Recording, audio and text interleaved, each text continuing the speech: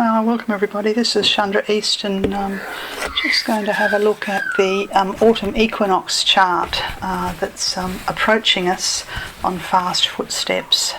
On the 20th of March, in a couple of days' time literally, that's Monday here in Australia at 8:30 p.m. in the evening, Australian Eastern Daylight Time. I've cast the chart for Canberra. Just thought I'd have a look at that, and the reason for this is that the autumn equinox is the esoteric beginning of the year. It's the first breath of the solar year that's coming, and as such we can have a look and see what influences there are on a personal level, on a political level, and on a bigger level. Okay. So the first thing to say is the autumn equinox happens every year, and of course in the southern hemisphere it's the autumn equinox, and in the northern hemisphere it's the spring equinox. The chart that I'm looking at is a southern hemisphere chart. So some of the things that I say will relate to the northern hemisphere, but other things, particularly when I speak about the houses, won't fit. But you can take broad principles from this chart no matter where you are on the planet. So from the 20th of March on, we are literally in the first breath of the new solar year, and we have the Sun and Venus and Mercury and Uranus. That's 4 planets in Aries. 4 planets in Aries, the sign of rebirth and renewal. We are approaching the Easter festival. I think Easter's it's probably the second week of April. It's a bit late in the year this year, so that the Easter will be towards the end of the Aries energy. Now when the Sun and Venus sit close together, then I suppose you could say that we need to find what we value and commit to that. Find what you value and commit to that. Different people value different things, different nations, different races. You could say that as a species we value love and kindness, we value connection. Whatever it is that you personally value, this is the time to commit to that. That's the Sun-Venus conjunction. It's a wide conjunction. Venus is retrograde in Aries, so in order to commit to what we value, we need to give up something. There needs to be some kind of personal sacrifice. That's the retrograde. Venus is considered in a detriment, I think, or is it fall, one or the other. It's not a good position, Venus in Aries, because there's a tendency to selfishness. So in order to commit to what we value on a higher level, on a heart level, we need to reflect upon, identify some of our selfishness and give it up. Okay, Venus is very close, within 4 degrees of Mercury in Aries, and so this is about acting on intuitional aha moments. We all have them. It's what we do with them. Sometimes we have them in a dream, or we have them in a healing, or we have them in meditation, or we have them in a first thing in the morning when we awaken. But we all have these sort of inspirational aha kind of messages, you could say, from our higher self, delivered to us by our life guardian, our angelic guides.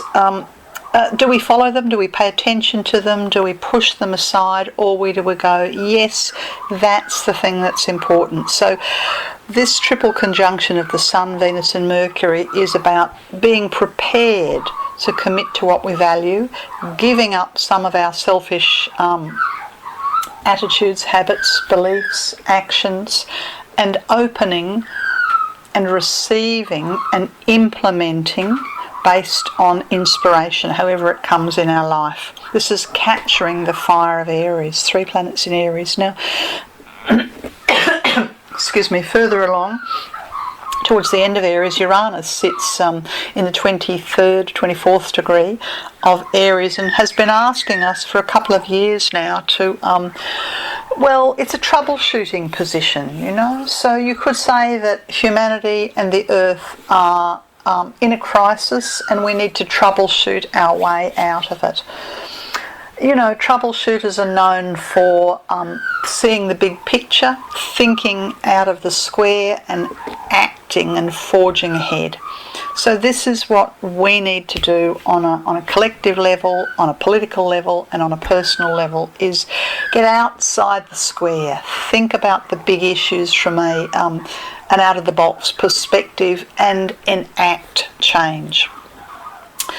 We hope our politicians would do this. In Australia we have a lot of talk at the moment about our energy crisis, and we have options for healing. We have options for healing the earth through the enactment of renewables. And let's hope that one or more of our government leaders can focus upon that rather than upon the profit margin, the bottom line dollar. On a personal level, the question that Uranus asks us is: don't look back. Let go of what was your whatever's behind you that you've outgrown. Let go and move forward and move on. No point blaming or regretting or looking back or trying to control matters. This is the widening square between Uranus and Pluto. It says, yep, problems have happened, dramas happened in your personal life, in your professional life, in your family life. Don't look back, troubleshoot, think broadly, think laterally, have the courage of your convictions. That's what Uranus really wants us to do, is to have the courage of our convictions. Do we measure well-being on the planet through GDP or through happiness, through profit margins or through acts of compassion? What is it that we place our value on? What is intrinsically worth saving? What is intrinsically worth grasping? Ask yourself that question and commit to that. These are the 4 planets in Aries, trailblazing ways forward out of the dilemmas that we've created personally, professionally, culturally, socially, politically, environmentally, you name it. More problems than solutions, one might say, but the solutions are there if we have the capacity to think outside the square.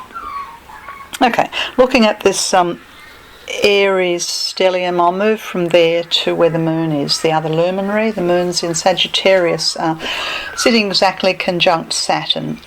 In Sagittarius, in the southern hemisphere chart, it falls in the 2nd house. So you could say that Australia has a resource challenge or a resource crisis. The government's calling it an energy crisis. We have the option to move to renewables, or you could also say we have a refugee issue or a refugee crisis. We have the option to move towards compassion.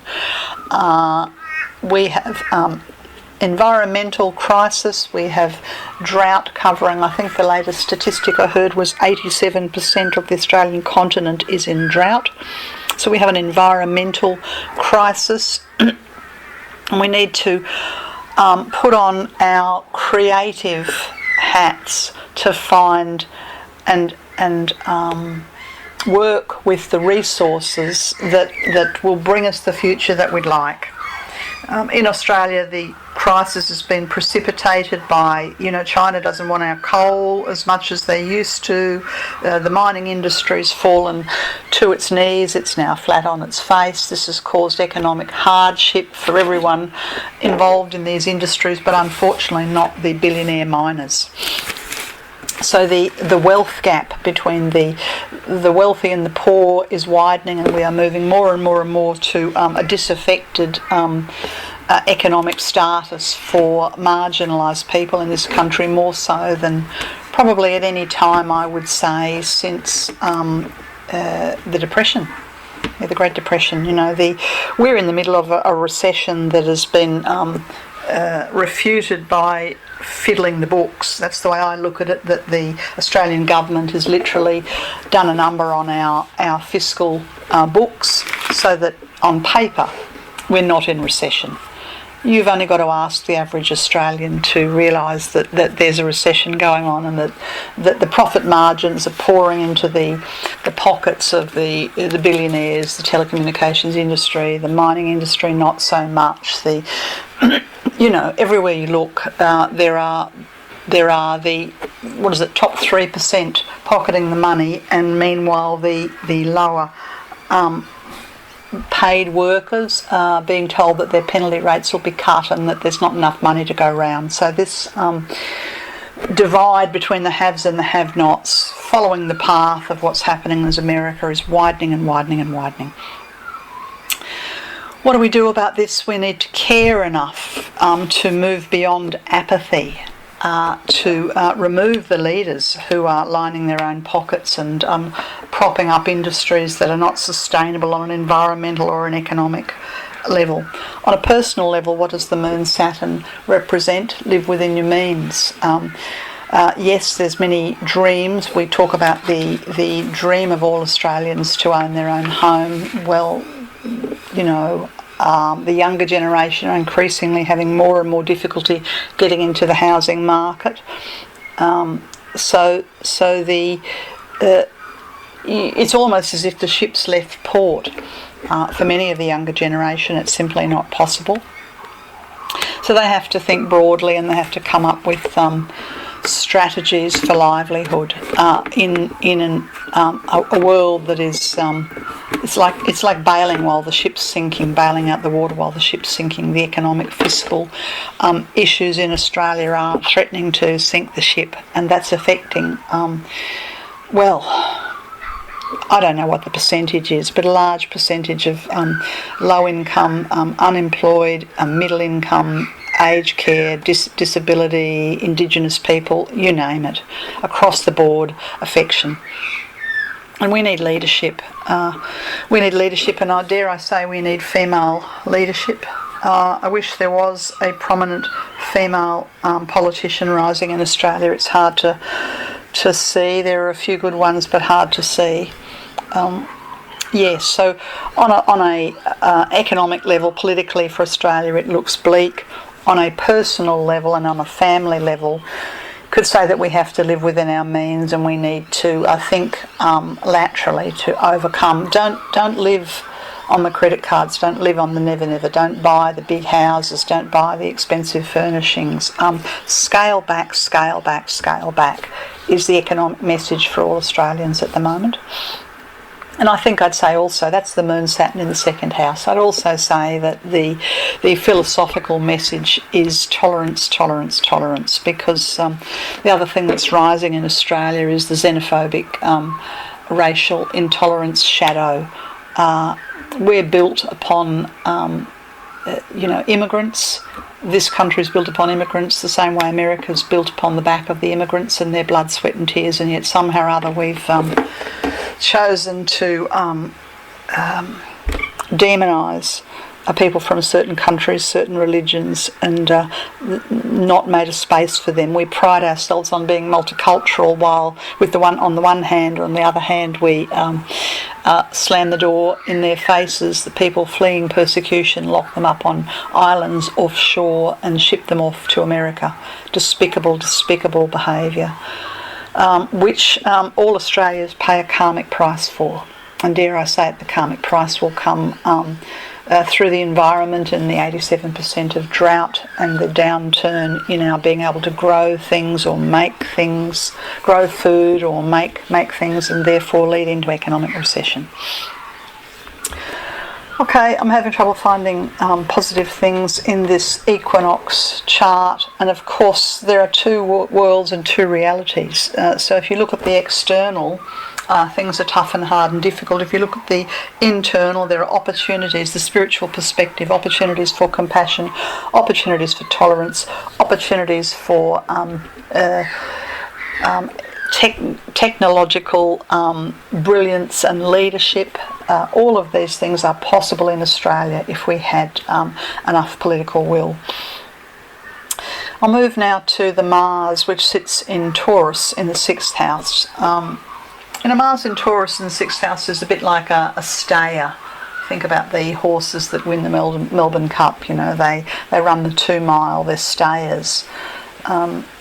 We need to be stayers in our own lives and dedicate and commit and follow through, and put in the hard work.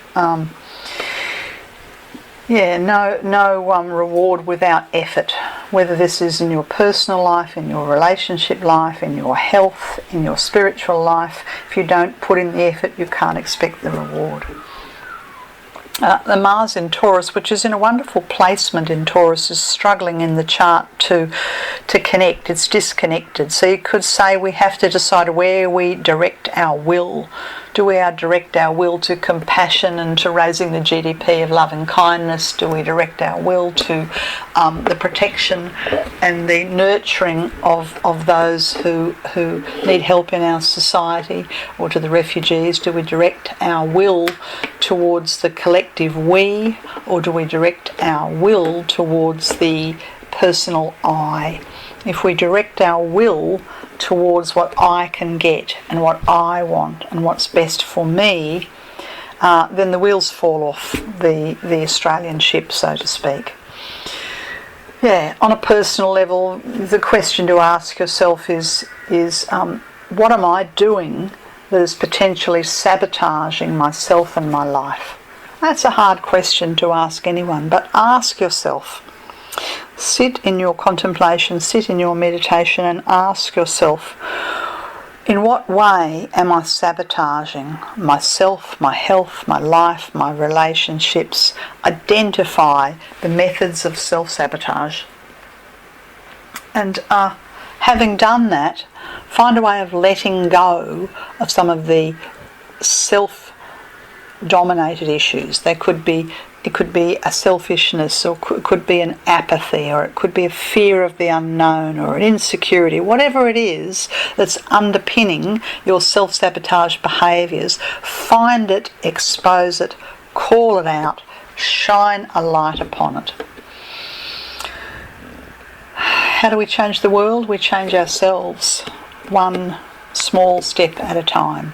So overhauling the self, facing one's own resistance, fears, doubts, inadequacies, insecurities, all of that.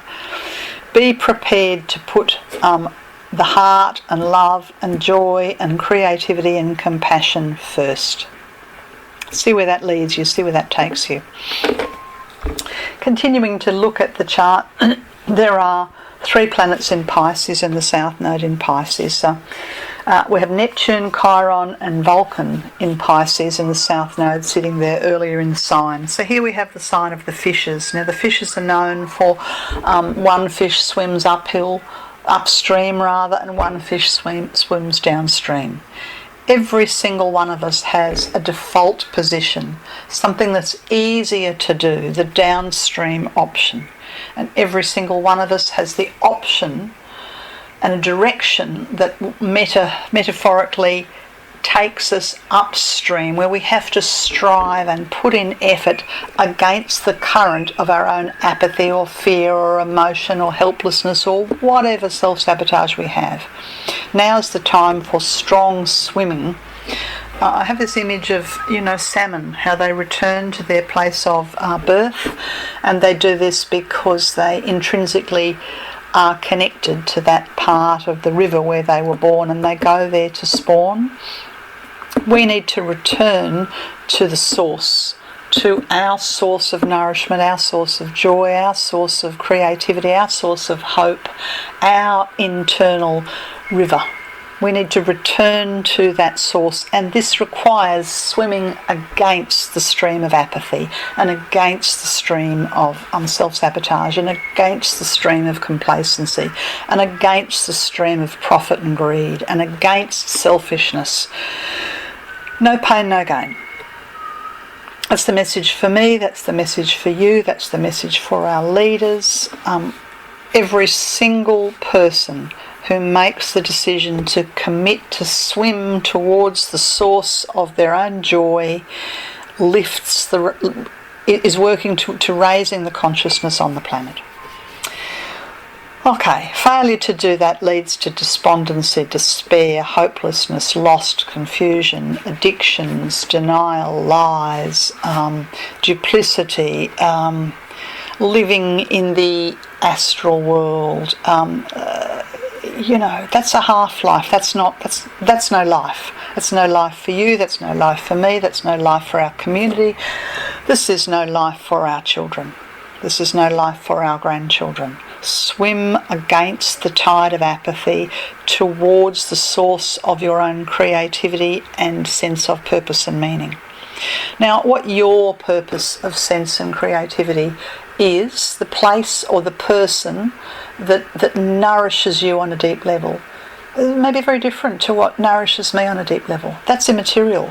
What is important is that you identify what it is that nourishes you on a deep, profound level and assists you in giving back and embracing the we consciousness. Identify that source and swim for that.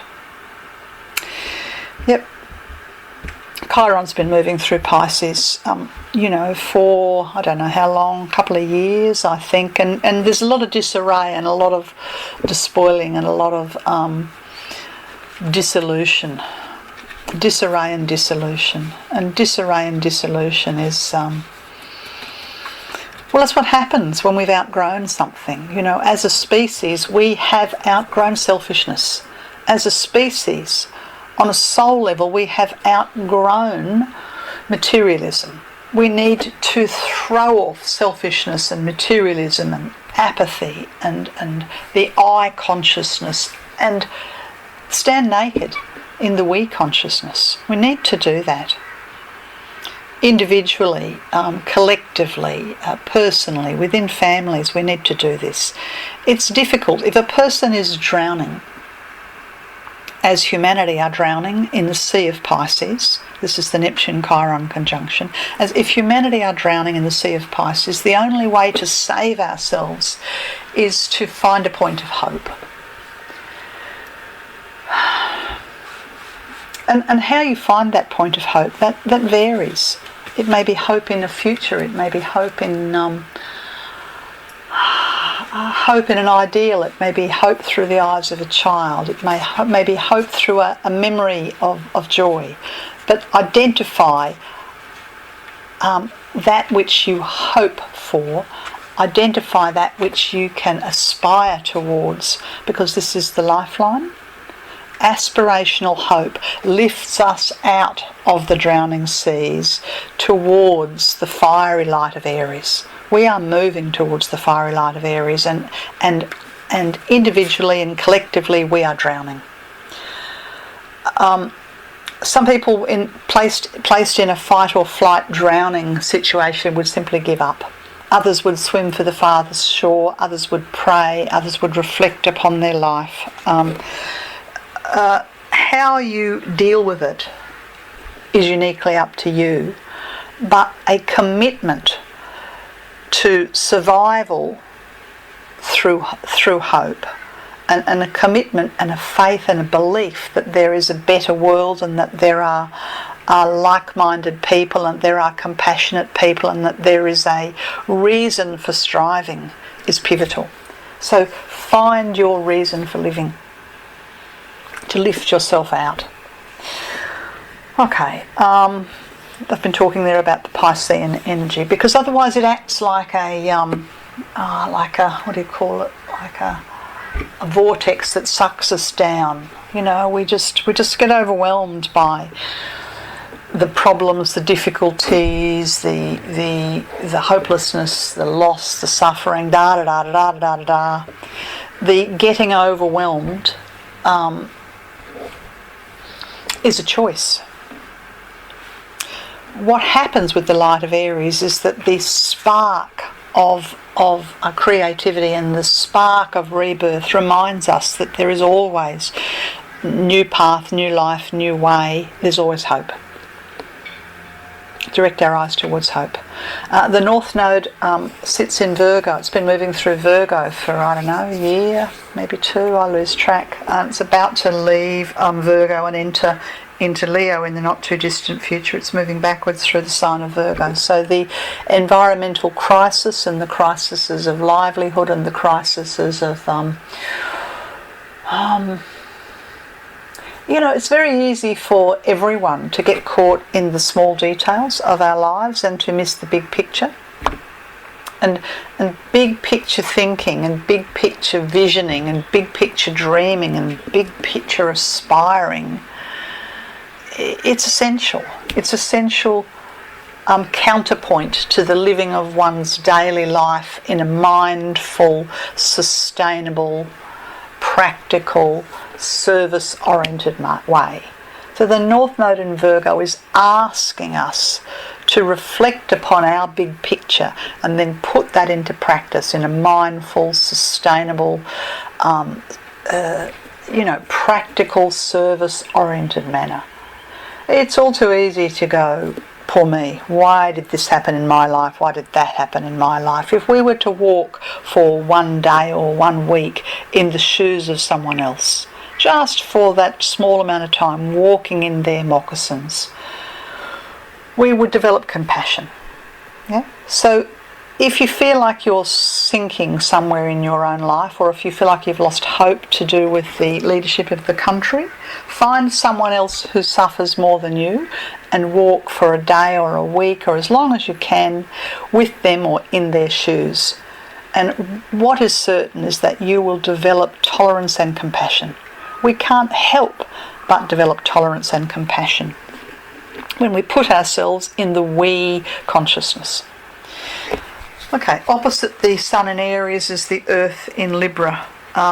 Justice.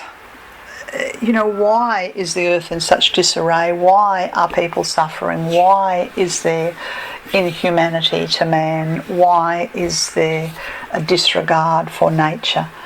You could say that we are reaping the cause of our own past and present actions, and cosmic justice observes our actions. So if people understood or could contemplate the fact that every action they take they are responsible for, and somewhere down the track they will have to be accountable for that action, then we would probably, each of us, be more mindful in the way we step, be more mindful in our actions. So accountability.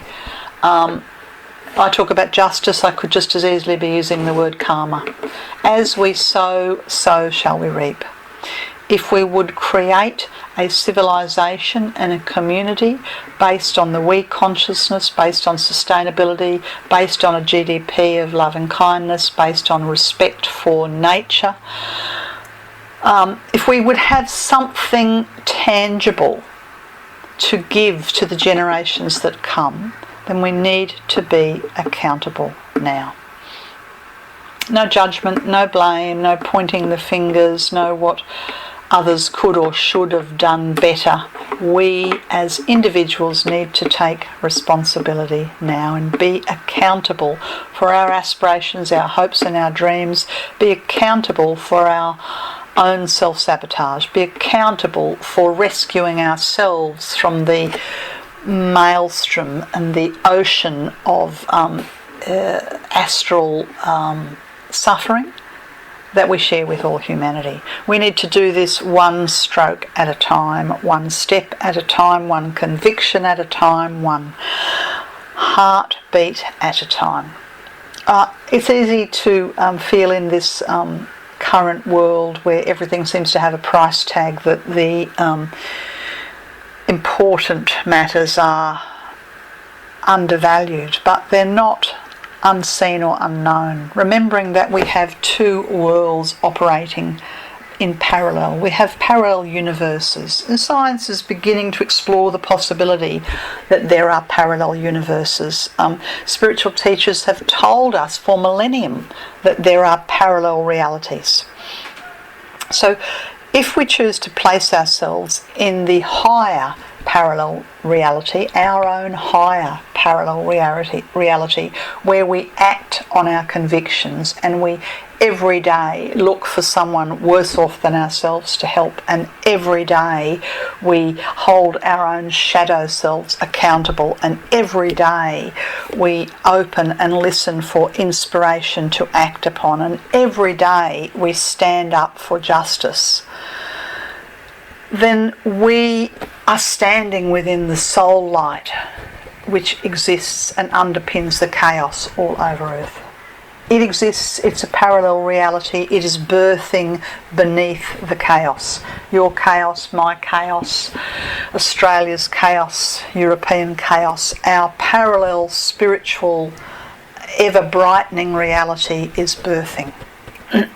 And this equinox chart invites us to step into this fire. Jupiter is in Libra. Excuse me. Jupiter's in Libra in the chart retrograde. In the Southern Hemisphere chart, it's in the 12th house. So you could say that justice has been sidelined. Very sobering when justice has been sidelined. In America, we see Trump's government stacking the High Court benches with judges who will pass legislation that suits his purpose and his profit motive.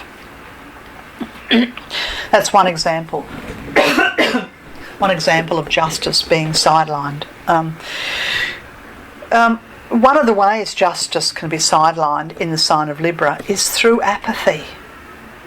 Tyranny can only exist if good men and good women do nothing. So, find the source of tyranny that most aggravates you in your life and take some action. Maybe it's your own tyranny, the way your ego is holding you to ransom. Maybe it is the tyranny of some economic issue, or the tyranny of the oppressed, or the tyranny of injustice. Seek out the areas of tyranny where apathy exists that you feel compelled to tackle. We can't tackle things unless we reflect upon ourselves. So self-reflection is crucial. And whilst Jupiter's in Libra retrograde, we are asked to reflect upon our own karmic balance, if you like. How have we been doing in our striving for soul light? How are we doing with compassion? How are we doing with tolerance? How are we doing in overthrowing apathy? How are we doing in implementing inspirational ideas? How are we doing in invoking divine will? Reflect, reflect, reflect, and then move forward. Okay, the chart for Canberra, and therefore for the national chart for Australia, has the 21st degree of Scorpio ascending. This is the degree of ambition. So when the degree of ambition sits on the soul's point of ascension, you could say that the soul asks that we give up ambitions that demean us, that don't do us credit, that bring us down, and we replace them with ambitions, with goals that support the way forward. So making a to-do list of your higher ambitions, your higher aspirations. And I'm not talking worldly, philosophical things. I'm talking about your goals and your ambitions for your health and your life, your livingness, your vitality, your...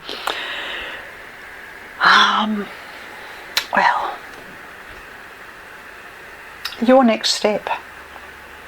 If you don't know what your next step is, if you can't see it clearly, astrology is a brilliant tool, an absolutely brilliant tool for opening the eyes and seeing things in the round and in the bigger picture.